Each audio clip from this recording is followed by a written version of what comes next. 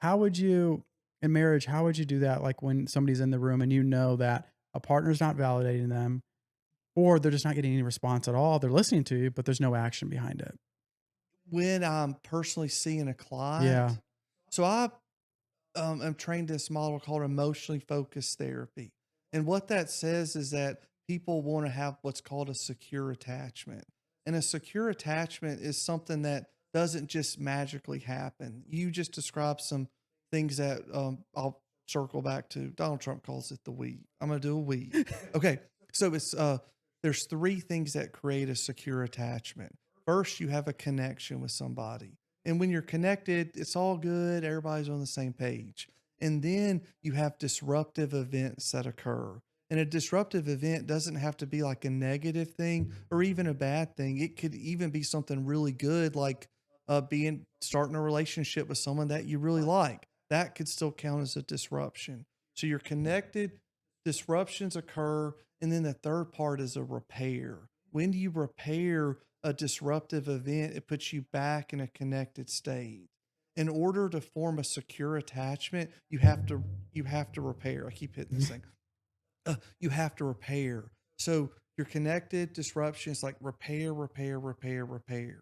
The problem is people don't really know how to repair. So most people I'm seeing have not repaired things for very long periods of time. And underneath every whenever a disruption occurs, it's always viewed on an emotional level as a threat. It's a threat to the connection. So when threatened, people will protect themselves. And some people protect themselves by kind of shutting down, and other people will protect themselves by like amping up the energy. And uh, in that example of my wife, like she would protect herself by pulling back and withdrawing, and the men, dudes from her past would put pressure on her by go towards her. I need to know now. And that would put them in a disrupted state. And once you get stuck in a disrupted state, if you're not repairing it, then eventually it leads to the end of a relationship. Or it could, if people are in a marriage and divorce isn't an option, they just become roommates because they don't know how to actually repair.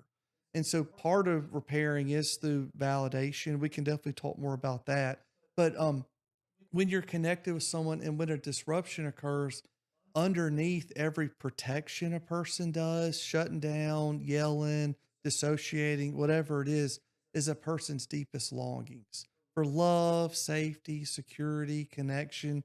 And a person only protects themselves when it doesn't feel like that longing is being met. Yeah. And so the way it works is we all have events from our past that haven't been fully repaired. And so when something doesn't get repaired, a person has to survive by protecting themselves. And when you protect yourself in a subtle way, you kind of harden yourself up in order to protect yourself from being hurt. And so a little boy, little girl, they're just freely living out their longings, but then difficult things start happening to them. It doesn't get repaired. So they just kind of harden, harden, harden, harden, and then they get in a relationship that could be awesome.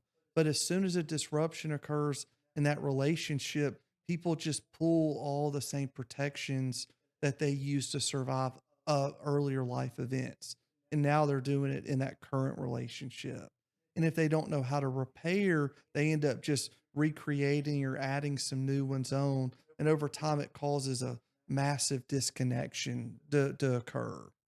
Yeah, it's so Is that answering your yeah, that question? does. And what's Okay. interesting too is do you see correlations as you're going down that? Do you see patterns that it's usually they start disconnecting however they do it is like it's like the same thing? They either just shut down or people having do you feel like there's a correlation in that? Like or they have anxiety or they don't talk or they yell and scream? Do they have a pattern of shutting down or it just We all depends? have our tendencies, but your tendencies, I call they're just like attachment injuries. So when a little child, let's just say a kid grew up in a super high conflict home, that they never saw conflict get resolved, there's a lot of yelling or screaming. So that person could go one or two ways.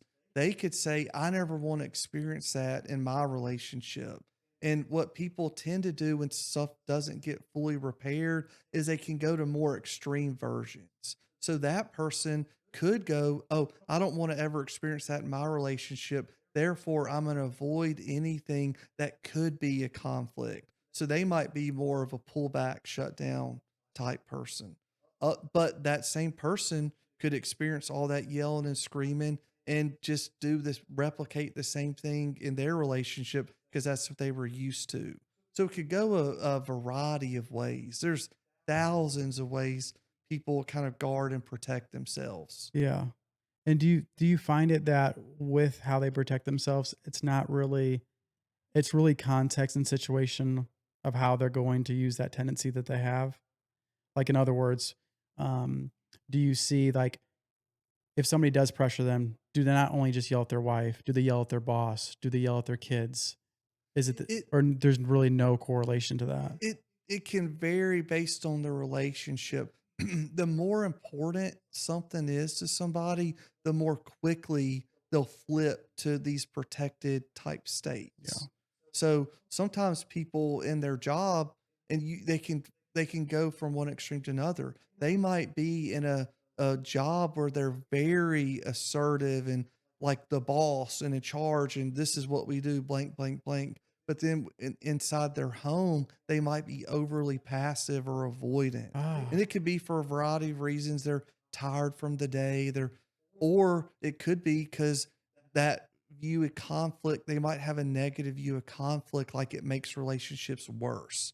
But for their job, for how they provide and take care of their family, they kind of have to do it. So it could people are just incredibly complex. hmm, There's multiple ways people do it. Like sometimes I'll be more assertive in a conflict, but sometimes I'll shut down. Like we can all do a host of different stuff. that's so interesting too. Yeah. That and going based off that, like, do you feel that there's people that, I don't know, would say that if somebody's being very, like, extreme, like yelling, not even yelling, like screaming, that it's just a deeper layer? Uh, Screaming and yelling, it's those are things that people do when they're like overly flooded or totally dysregulated. So people tend they usually don't start like that unless they're just like barely hanging on. They'll usually do a little deflection or say I don't want to talk about it or they'll do little micro type protections, but then after the pattern's always the problem. I want to be clear on that, Okay. but we could talk more about that too. But when a couple gets stuck in a pattern, they'll do all these things to protect. And one of the steps is it might result in yelling or more aggressive type behavior, but it usually doesn't just start with that. Sometimes it does. Like I Yeah. was seeing someone years ago, and he said, I was talking to him about what their pattern was. He goes, "Well, we've done this so many times. I just start by just yelling at her because I know it's going to end up there anyway, just so I get it over with as soon as possible." They were totally stuck. But the pattern couples get stuck in is the major enemy of the connection and intimacy that they long for. And so when you're connected with someone and then when that connection gets threatened, people go to the fight, flight, or freeze or fawn. They have all these words for it. They go into that state, and at which point they become very reactive. And when someone gets reactive, they just go to whatever their tendency is, and then when one person does it, the other one does too. And that's how they get stuck in a pattern. And then the longer they're stuck in the pattern, it's harder to get out of Yeah. it. And the thing that couples don't do enough of is they don't revisit those arguments or those times that it happened. And when they don't revisit it unintentionally, it just makes that pattern stronger. And that's what sucks the life out of a relationship if you're not repairing after a disruption or conflict occurs. And that's the thing I see most people don't repair. Ah, that's so interesting that you said that too, because like after a big fight, it's actually important to go back to it and talk through Mhm. it when you're at a more of a calm state. Yeah. Because what happens is when there's a conflict, people start telling themselves things. I'm not a priority. They don't care about me. They don't appreciate all I do. They just start have thoughts like that. And if you don't revisit that conflict those thoughts are still there. Mm, And those thoughts are attached to emotions and unmet needs. And so you're just accruing offenses on top of each other. And when it doesn't get repaired and cleared out, it just stacks and reinforces those negative thoughts about the spouse or even yourself. yeah. And so when you don't revisit to repair, you don't have any really productive way to fully reestablish your emotional connection with your spouse. Yeah. But people don't do it. So, like, practically, what does that look like? Let's say, you know, you're married. Let's say you scream at your wife, she Mm. screams back, you guys are frustrated. How how would you give them a practical example of what that looks like of repairing that? Well, I to me there are 5 I've got this model I'm working on called the happy relationship model. And there's basically 5 things that can kill a relationship and 5 things that build it up.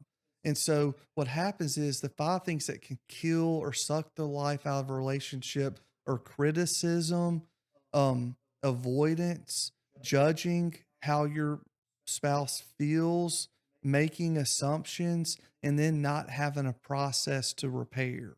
When difficulties occur, it's totally normal. It's natural to criticize or avoid or make assumptions or kind of judge. You shouldn't feel that way. That we all do that.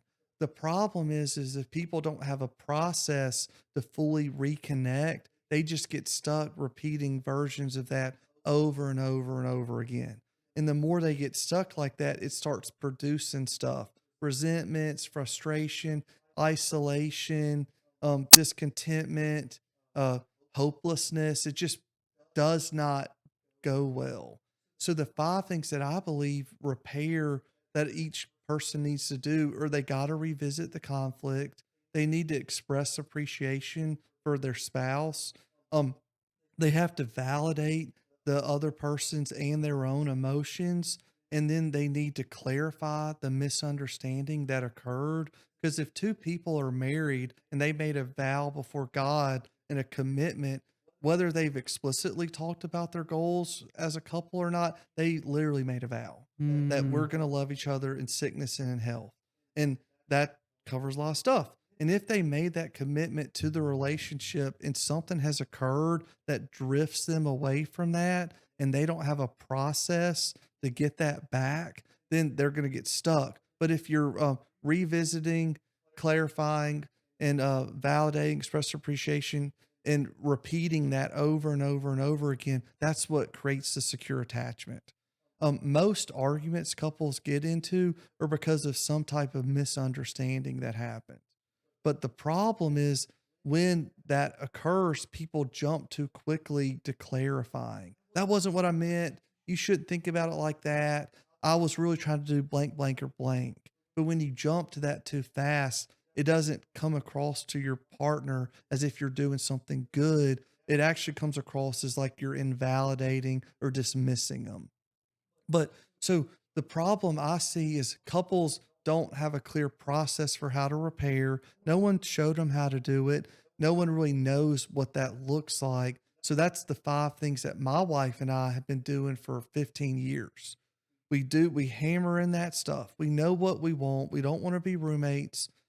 Divorce isn't an option. And so and we want to have a loving marriage where we enjoy each other because why wouldn't you want to make the most out of what you have? yeah.